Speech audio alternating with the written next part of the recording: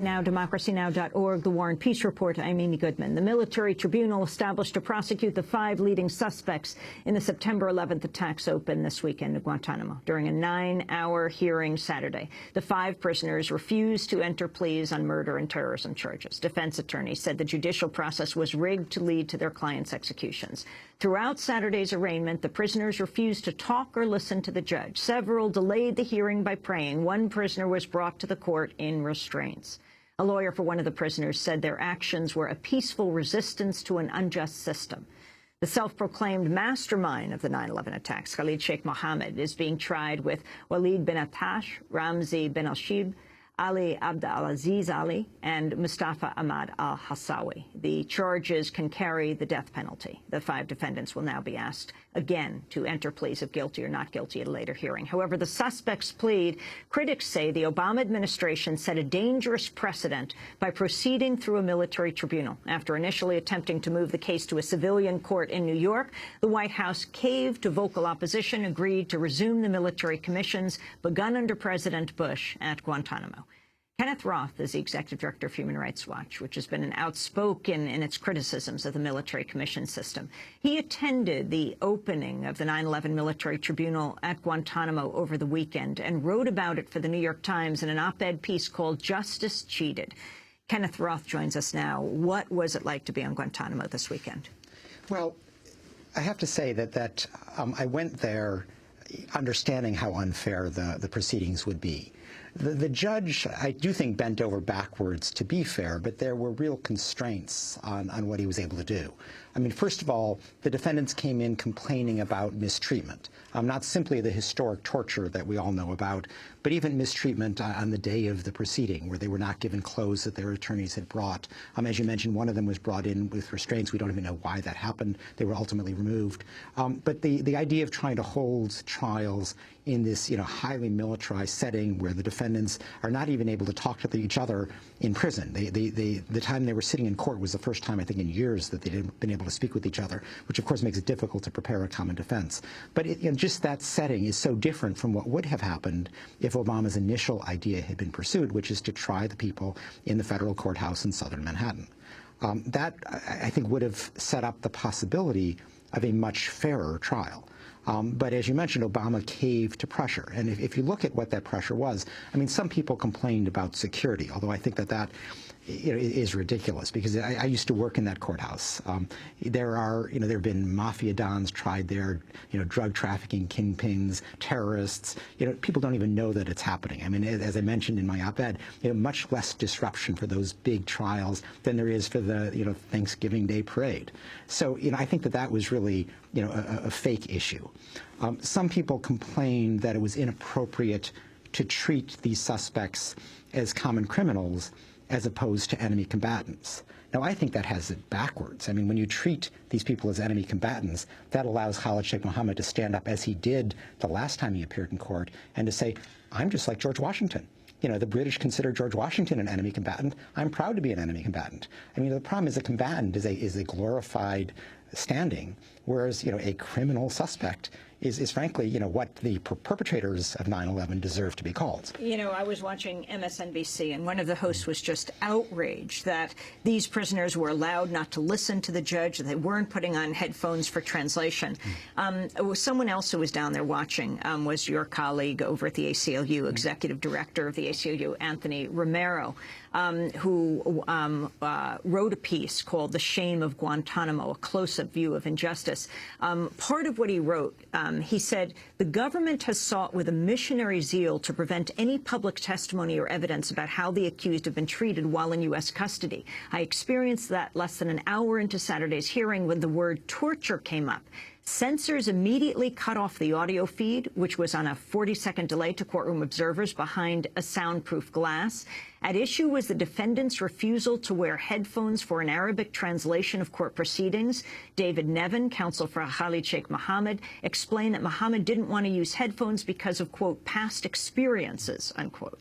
Presumably this referred to when the defendants were forced to wear headphones and subjected to repeatedly to loud music blasted into their ears while in custody. Exactly. Now, you get no reference to this in the media when they talk about the special treatment and the outrage of these guys saying they just don't want to listen.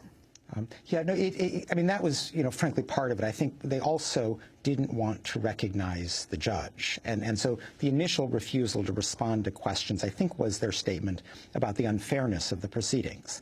Now, interestingly, they did end up cooperating with the proceedings extensively thereafter through their attorneys. So it wasn't as if they obstructed what went on. And indeed, the court accomplished what it wanted to accomplish on that first day. But I think they have very good reasons to complain about the unfairness. And I would cite two. I mean, one is structural. In federal court, you have an independent tribunal. The judge is independent. He or she has life tenure. You have, basically the defense can operate on its own. They don't have to ask permission to conduct an investigation. The jury pool is chosen randomly from the community. All that is the opposite in Guantanamo. In Guantanamo, under these military commissions, the military picks the judge, or in this case, the chief judge who chose himself to be the presiding judge at the trial. The military actually chooses the jury pool. I mean, they can go around and look for a hanging jury. They can say, which officers here do we think are going to be most against these defendants, and put them in the jury pool. There's nothing to stop that. And the defense, when they want access to investigative resources, actually have to ask the prosecution first. So there's no surprise. There's no ability to mount a secret defense. So this just structurally is very different from what you would expect in federal court. And this issue of not being able to raise the issue of torture? Well, the issue of torture is going to come up. I mean, clearly the government wants to keep that out. And they have classified any reference to the prior treatment of the suspects. So, even when you chit-chat with the defense attorneys, they can't talk to you about this. Now, it will be relevant if for nothing else, then the defense got the judge to agree that the torture of the defendants in CIA custody is relevant for what's called mitigation. That is, the argument, assuming that they're convicted, that they should not be given the death penalty because of mitigating circumstances. So torture is going to come up at the trial. I suspect it will come up in a classified, closed hearing. And I think the reason for that is partly, obviously, just to avoid embarrassment of the U.S. government. But I think there's actually something more sinister here. We all know that President Obama has adopted this policy of looking forward, not back, with respect to the Bush torture. And what he is trying to avoid at all costs is an evidentiary record of torture, which would then build the pressure on him to permit an independent investigation and ultimately a prosecution of the senior officials who authorized torture, which we know go all the way to the top, to the former president. So I think that there is a very determined effort here not to permit a public evidentiary record of torture. We all know it happened, but that's very different from having the evidence on the record. Do you think President Bush should be charged with war crimes? There's no question. Whether it's war crimes or whether it's torture, he authorized the waterboarding, if nothing else. Waterboarding is mock execution by way of drowning. That is a classic act of torture. Bush has admitted ordering that. There is no escaping the fact that he should be a criminal suspect, as should the other people in the room, people like Tenet, Rumsfeld, Cheney. So yes, and Obama knows that as well. So even though I think he might countenance, lower level prosecutions, that's not possible in this case, because this was not, some lower-level interrogator off on a lark doing his own thing. These were interrogators following orders from the top. And I think President Obama has simply decided that he's not willing to invest the political capital that would be required for those kinds of difficult trials. Before you go, Ken, I wanted to ask you about what's happening in Bahrain. One of the most prominent human rights activists remains in jail after being detained on Saturday. Nabil Rajab, who heads the Bahrain Center for Human Rights, was arrested when he returned from a trip to Lebanon. He's been accused of taking part in and calling for an illegal gathering and march. This is a clip of what he had to say recently on Democracy Now! We have very aggressive ruling regime. We have regime that committed a lot of crimes in the past 1 year. Last year at this time I spoke to you, Amy, and I told you we have around 20 people died. Now I'm telling you more than 80 people were killed, thousands of people were detained, thousands of people were targeted in their work. That's Nabil Rajab. He's in jail. Abdul Hadi al-Khawaja, leading human rights leader in Bahrain, is on a hunger strike now for 3 months, near death, they have said. Where is President Obama on this issue? I mean, Bahrain is a central U.S. ally. It's the home of the Navy's Fifth Fleet. Well, the U.S. government is, as far as we understand, pushing quietly for the Bahrain monarchy to release these political prisoners, as it promised to do.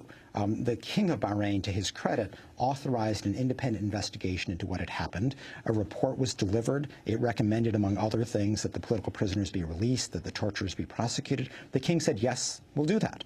But the king is not entirely in charge, despite his title.